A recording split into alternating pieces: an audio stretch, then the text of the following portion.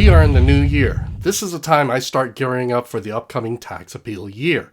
And you know why? Because your county government can't be trusted to teach you the things that you need to know. Whereas I, a one-man show who gets no salary for doing this, try to figure out what property owners in 159 Georgia counties need to know. Now, fortunately for me, I've heard from many of you. I've gotten your emails, read your comments, and studied my YouTube analytics. Word is getting out, viewership is up. Word is traveling about the importance of learning how to do your own tax appeals. And with the new HB 581 coming out this year, rocking the 2025 tax appeal season, people are going to need to keep up and stay informed. Now, I'm going to do my best with my videos, but I have to warn you, my videos this year may get uglier. That's going to get more raw because it's hard to turn out good videos quickly if I have to write a full script with proper English and do a lot of video editing. I'm not a Hollywood actor who could memorize lines. I have to use notes, scripts, and improvise when I speak into the video camera.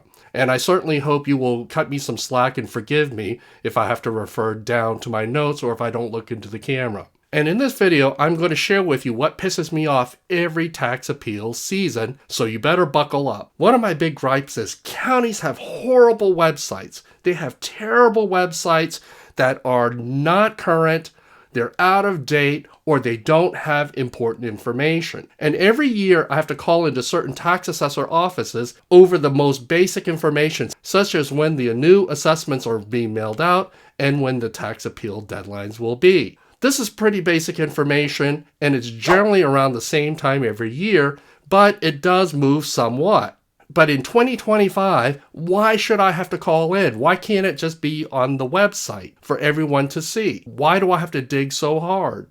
Another gripe that I have is that there is almost always some employee turnover somewhere in these tax assessors' offices. Now, I understand they don't get paid well, and that it can be difficult to deal with taxpayers and so forth. And so it's part of life, but I will tell you, I try my very best to create good relationships with my contacts at the various tax assessors' offices.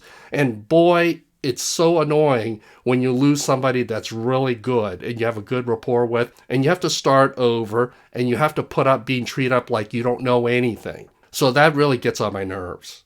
Another gripe I have every year is when you call into the tax assessor's office, there is no employee that you can ever find that understands the entire tax appeal process. The chart that I have is one that I had to put together. It was not produced by any county. It's because I've been through it so many times and that I had to document the process for my own sanity, but also as a way to teach others.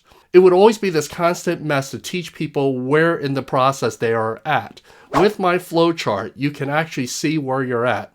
Is it perfect? No. And part of the problem is I'm not a professional graphic artist, so I'm limited by my artistic talents. And it's very frustrating that employees of tax assessor's office are generally pigeonholed to one particular process, and that's all they know. And I have found that even when you talk to higher management, they know conceptually what's going on, but they don't really know the nuts and bolts or the actual forms and so forth. It's an epidemic. There is no single employee that you will ever be able to find that can guide you from head to toe to the very end, because there's always some boundary that they don't do, and they punt that responsibility to the next person. Whereas I, who doesn't work for the county government, I bear the responsibility to understand the whole process from beginning to end, and that's why I'm able to make these YouTube videos and put up the information I do on my website. But seriously, does it really require a private citizen to do this? There is nobody in the entire state that can do this and put this together for anybody? Really? Another gripe that I have is these tax assessors' offices don't eat their own dog food. And what I mean by them not eating their own dog food is they really have little idea what the customer experience is like. They know their jobs, they know the little tasks, they know what to tell them, they have their screen, but they don't see the screens we use. They don't seem to understand the things that we see as the outside taxpayer that doesn't have inside information or have access to their computer systems. Does that make sense? They just don't see what we see. They don't deal with what we do. But they're imposing all of these rules and regulations without really understanding what it's like on the customer end. Another gripe I have is that some counties, I'm not going to call them out, but some of you will probably know, it probably won't take much for you to figure it out, and it's almost always the larger counties. They have horrible phone service.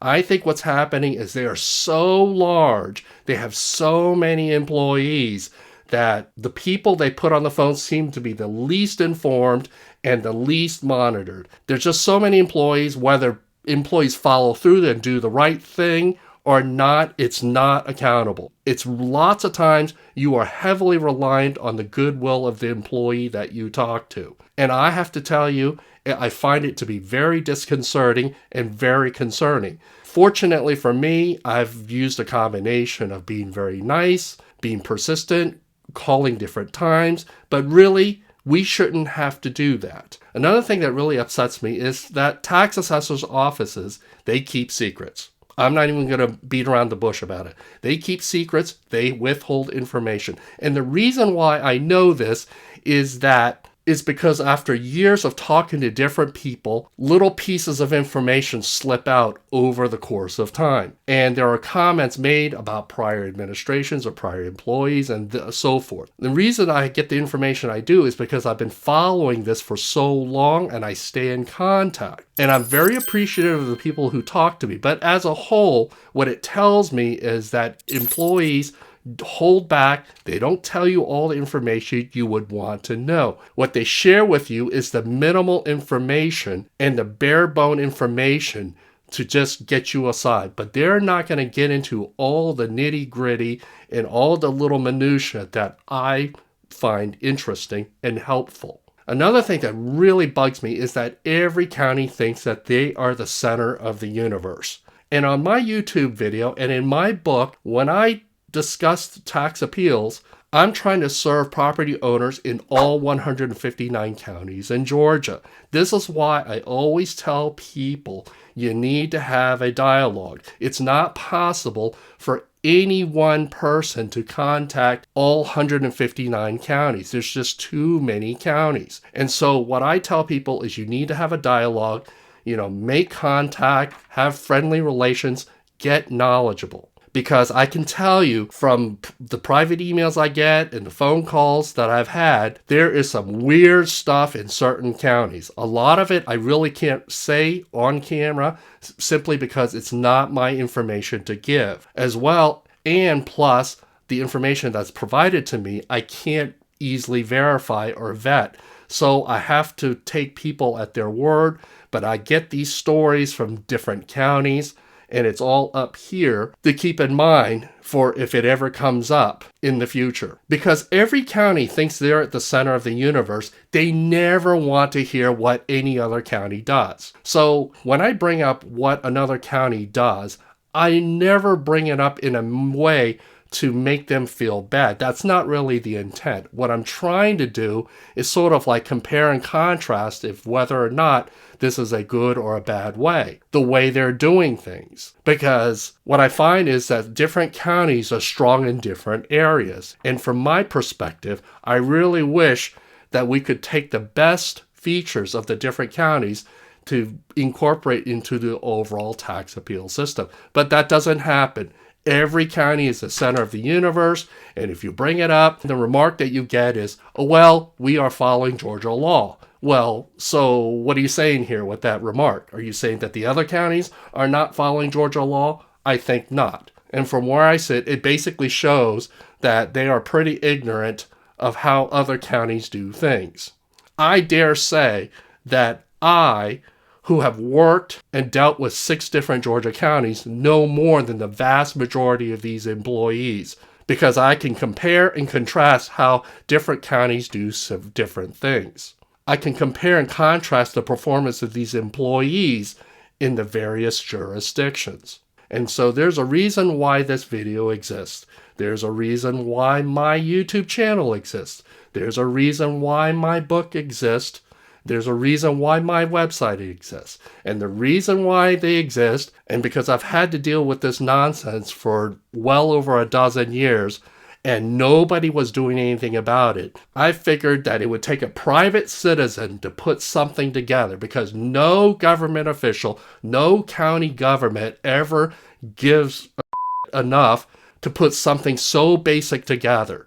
They can't be bothered to create even the most basic YouTube videos, and the YouTube videos that you see coming from the counties are all platitudes, and they're all so broad that they are not helpful. If the counties want to do something helpful, they need to get somebody that's actually qualified. It's not that hard. Write some notes down, talk into the camera. I'm using a camera phone. Record it and upload it to YouTube. Apparently, what I can do without a salary is far more than what these people can do who get full salary and benefits. You see what I'm saying? They get full salary and benefits. They work at this 40 hours a week. But I'm a guy who spends a few hours a month on this side project. And I can assure you, I'm not getting rich off of this project. This happens to be a passion project. Hit that like button, subscribe to the channel. I'm passionate about what I do because the county governments aren't doing anything about it. You need to stay informed and keep up with what's going on.